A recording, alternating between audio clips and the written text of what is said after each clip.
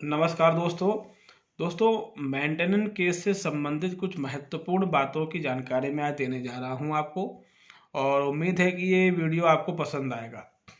दोस्तों, पहली बात तो ये कि कई लोग हमसे सवाल कर चुके हैं कि अगर भरण पोषण के केस में एक मोटा एरियर बन रहा है तो उससे बचने का क्या उपाय है।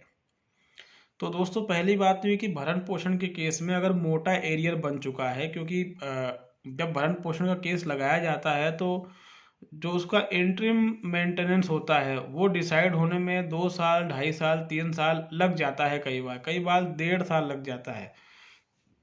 तो वो जो ऑर्डर होता है वो डेट ऑफ फाइलिंग से ऑर्डर होता है। तो सीधी सी बात है, वो अमाउंट अगर 2 साल का काउंट करें, 3 साल का काउंट करें, बहुत ज़्यादा हो जाता है। तो अगर ऐसा कुछ होता है आपके साथ मेंटेनेंस केस में, तो सीधी सी बात यह है कि आप जो कोर्ट होती है वो कभी भी 1 साल से ज़्यादा का वसूली एक बार में नहीं कर सकती है।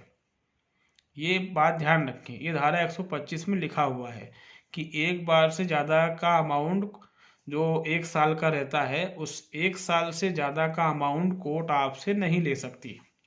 दूसरी बात ये कि अगर इंटरिम केस आप पर जो भरण पोषण का चल रहा है, अगर उसमें ये साबित हो जाता है कि पत्नी जॉब कर रही है ठीक है, और अगर इंटरिम आपकी वाइफ का खारिज हो जाता है, तो फिर आपको मेरी सलाह है कि जो इंटरिम तो खारिज हो चुका है, अब इंटरिम से फाइनल डिसाइड होगा। तो फाइनल डिसाइड होने में टाइम लगेगा, ट्रायल चलेगा, एविडेंस होंगे, बयान होंगे, सबूत होंगे। तो आप ट्रायल को जितना लंबा खींच सकते हैं उतना लंबा खींचिए। ठीक है, जितना लंबा खींच सकते हैं। आपका वकील चाहेगा तो उसको 10 साल भी खींच देगा। तो इसका परिणाम ये होगा कि आप जब तक वो ट्रायल चलेगा तब तक आपको 1 रुपया भी नहीं देना है। अगर इंटरिम डिसाइड हो गया है और इंटरिम में ये डिसाइड हुआ है कि पत्नी को अभी भरण पोषण नहीं दिया जा सकता। ठीक है, क्योंकि भरण पोषण जो है वो 2 से 3 ग्राउंड पे खारिज होता है। पहला ग्राउंड है कि वाइफ कमाती है, दूसरा ये कि वो कैरेक्टरलेस है, तीसरा ये कि वो बिना कारण पति से अलग रह रही है। वो बिना कारण पति से अलग रह रही है या वो कैरेक्टरलेस है, आपका ये ग्राउंड साबित होगा जब आपका पूरा केस खत्म होगा, तब जब पूरा ट्रायल चलेगा तब। लेकिन वाइफ कमाती है, ये इंटरिम पर ही साबित हो जाएगा। तो ऐसे कई केस देखे गए हैं जिसमें कि पत्नी का इंटरिम खारिज हो जाता है। तो अगर इंटरिम खारिज हो चुका है तो फिर उस केस को अब लंबा खींचिए, जितना लंबा खींचेंगे उतना अच्छा है, उतने समय तक की रिलीफ आपको मिलेगी। और उसके बाद भी अगर खारिज हो जाता है तो उससे अच्छा कुछ हो ही नहीं सकता, वो तो सोने पे सुहागा वाली बात हो जाएगी। तो अगर इंटरिम आपका खारिज हुआ है, मतलब वाइफ का खारिज हो गया है, तो फाइनल डिसाइड होने तक जितना आप केस को ले जा सकते हैं ले जाइए। पहली सलाह तो हमारी ये है।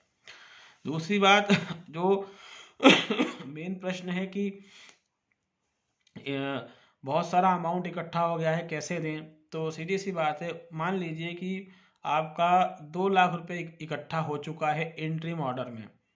ठीक, और वो 2 लाख 2 साल का है, 3 साल का है, 1.5 साल का है, जो भी आप टाइम लिमिट जब तक कि इंटरिम डिसाइड नहीं हुआ, जब तक केस चला, तो उसमें आपको ये करना है कि पहली बात तो ये कि इसमें अगर आपका मेंटेनेंस जो इंटरिम आप पर बांधा गया है वो कम से कम हुआ है तो आपको हाई कोर्ट नहीं जाना है। लोग क्या करते हैं कि थोड़ा बहुत अमाउंट मेंटेनेंस का court in as a interim maintenance बांध देती है, उसके बावजूद पतिदेव जो है वो हाई कोर्ट चले जाते हैं। ये बहुत बड़ी भूल होती है।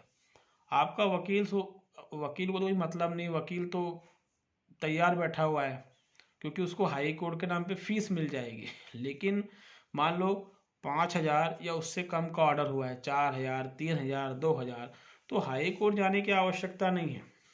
क्योंकि अगर आप हाई कोर्ट जाएंगे तो हाई कोर्ट बढ़ा देगा, कम नहीं करेगा। ऐसा ही होता है। मालूम पड़ा 3,000 का भरण पोषण ऑर्डर हुआ है, आप हाई कोर्ट पहुंच गए। अब हाई कोर्ट देखता है कि 3,000 का ऑर्डर हुआ है, उसमें भी ये हाई कोर्ट आया है, और अगर ये हाई कोर्ट आया है तो इसके पास पैसा तो है। हाई कोर्ट की मेंटेलिटी बता रहा हूँ मैं आपको, तो वो 3 का 5 कर देगा। ऐसे कई केसों में हुआ है। तो ये हाई कोर्ट तब आप जाएं जब आपके पास बहुत सॉलिड एविडेंस हो, तभी आप हाई कोर्ट जाएं, अन्यथा आप हाई कोर्ट ना जाएं। दूसरी बात, हाई कोर्ट आप तब जाएं जब फॉर एग्जांपल आपकी 7-8 हज़ार सैलरी हो और उसमें भी कोर्ट ने 4-5 हज़ार का आदेश कर दिया हो, तब आप हाई कोर्ट जा सकते हैं। अगर मैंने पहले बताया है वैसे कि अगर आप गरीब हैं, आप हाई कोर्ट जाना चाहते हैं लेकिन नहीं जा पा रहे हैं, तो आपको हाई कोर्ट में लीगल एड डिपार्टमेंट होता है जिसको विधिक सेवा प्राधिकरण कहते हैं। आपको वहाँ पर जाना है, वहाँ एक एप्लीकेशन देनी है लिखकर, और उस एप्लीकेशन के साथ आपको अपना इनकम एफिडेविट या फिर कोई ऐसी चीज़ जो ये साबित करते कि आप गरीब हैं, आय का प्रमाण पत्र या बीपीएल कार्ड, जो कुछ भी है वो आपको दिखाना है वहाँ पर। उसके बेस पे आपको हाई कोर्ट से लीगल एड से एक वकील मिल जाएगा जो फ्री ऑफ कॉस्ट आपका केस लड़ेगा, ठीक है। और अगर वो थोड़ा बहुत पैसा मांगता है खर्चे के लिए तो वो भी आप दे सकते हैं, हालांकि उसको भारत सरकार से पैसा मिलता है, तो वो आपका फ्री ऑफ कॉस्ट केस लड़ेगा। वो आपसे वैसे तो पैसे डायरेक्टली तो पैसे कभी नहीं मांगेगा, इनडायरेक्टली थोड़ा बहुत अमाउंट खर्चे पाने के लिए मांग सकता है, ठीक है। तो ये जानकारी उन लोगों के लिए जो हाई कोर्ट जाना चाहते हैं मगर जिनके पास हाई कोर्ट जाने के लिए वकील करने के लिए पैसे नहीं हैं।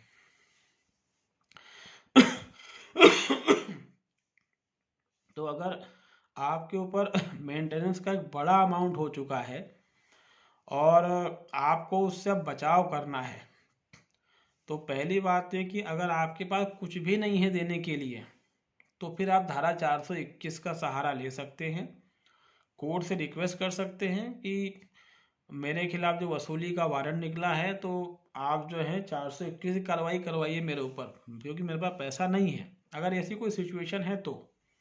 दूसरी बात ये कि अगर आप पैसा दे सकते हैं लेकिन जितना अमाउंट अभी तक इकट्ठा हो गया है वो पूरा आप नहीं दे सकते हैं, तो फिर उसमें ये कीजिए कि फॉर एग्ज़ाम्पल मान लीजिए आपको 2 लाख देना है, तो आपको पहले एग्जीक्यूशन का नोटिस जारी होगा सेक्शन 125(3) का, वो नोटिस का वेट करें पहले। तो आप जब वो नोटिस आ जाए उसके बाद जो है आप एक छोटा सा अमाउंट लेके कोर्ट चले जाएं कि मैं तो आज 20,000 लाया हूँ, 15,000 लाया हूँ या 25,000 लाया हूँ, बाकी मैं अगली तारीख पे कर दूंगा।